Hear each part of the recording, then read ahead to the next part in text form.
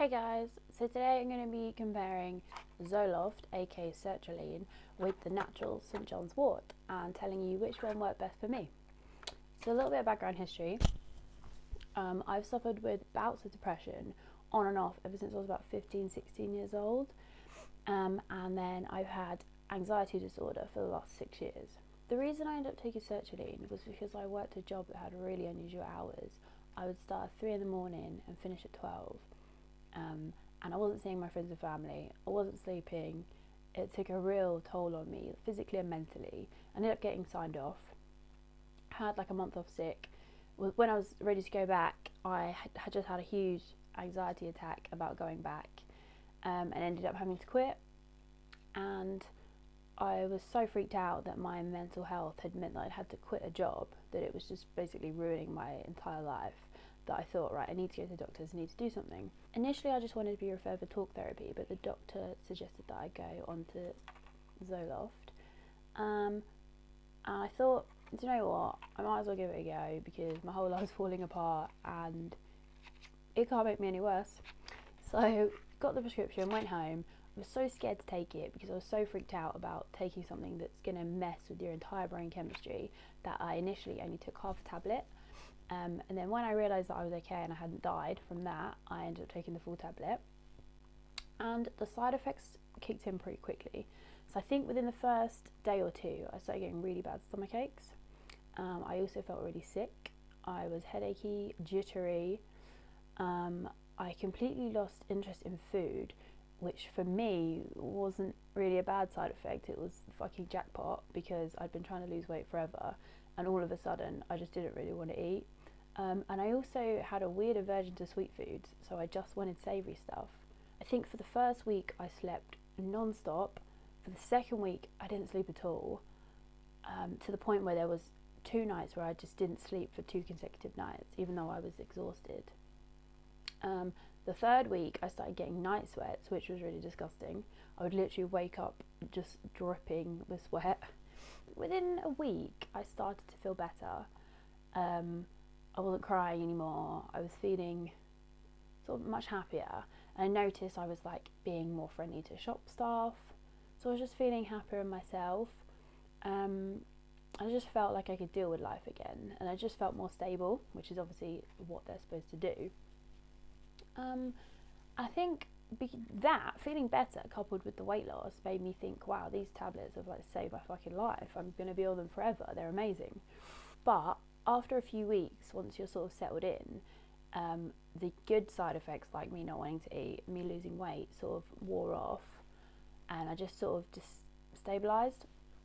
But what I noticed around that time, they were helping my sadness and I guess depression, if you can call it that, but they weren't really doing a lot for anxiety.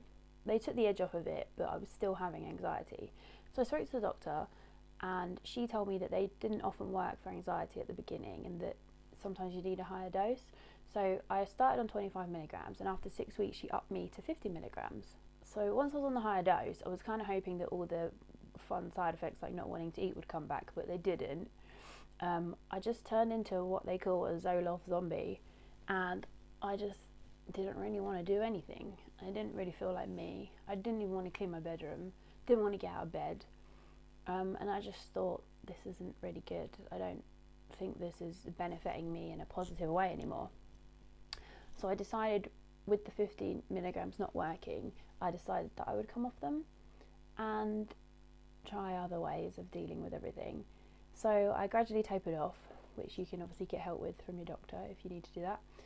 And then the withdrawal was horrendous. I literally felt sick for the entire week, had stomach aches the entire week, headaches for the entire week, maybe 2 weeks. And it's basically all the symptoms that you get when you stop taking it, they come back when you stop taking it and you detox from it. So that wasn't great. But I eventually got off of it and I was quite relieved and I felt a bit better. And then I did a lot of research into St. John's Wort. I had a few people on Instagram recommend it to me, and it seemed like something that would be worth trying. So I went on Amazon and just searched for the most popular one and ordered that. and it's called Calmer Mood Maximum Strength, and I was taking 425 milligrams a day. So I didn't really have any side effects from the St. John's wort, apart from I didn't really like taking them because they're quite big and they didn't taste very nice. They were helping with the feelings of being down, but they weren't helping with my anxiety. And I started doing some research on them, and I found a few studies that warned that apparently St. John's wort can be quite damaging to your eyesight. One of the active ingredients, hypericum perforatum, something like that, it can damage the lens of your eye and the retina of your eye when they're exposed to light. So it essentially makes your eyes super sensitive.